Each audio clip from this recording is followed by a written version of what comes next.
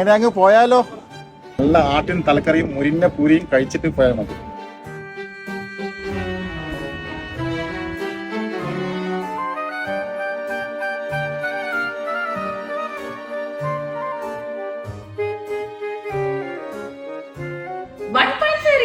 അടിപൊളി breakfast combo ആണ് എന്റെ മുന്നിലിരിക്കുന്നത്. ആടിന്റെ തലക്കറി, ക്രാബ് റോസ്റ്റ്, സ്ക്വിഡ് റോസ്റ്റ്, ചെമ്മീൻ ഫ്രൈ, പിന്നെ ബീഫ് തവ മസാല, ബീഫ് ലിവർ വരട്ടിയത്, പിന്നെ നല്ല നാടൻ ചിക്കൻ കറി. പിന്നെ രാവിലെ തന്നെ വന്ന നല്ല കിങ് ഫിഷ് ഫ്രൈ, അയില ഫ്രൈ ഉണ്ട്. പക്ഷെ ഇത് കോംബോയിലല്ല കേട്ടോ.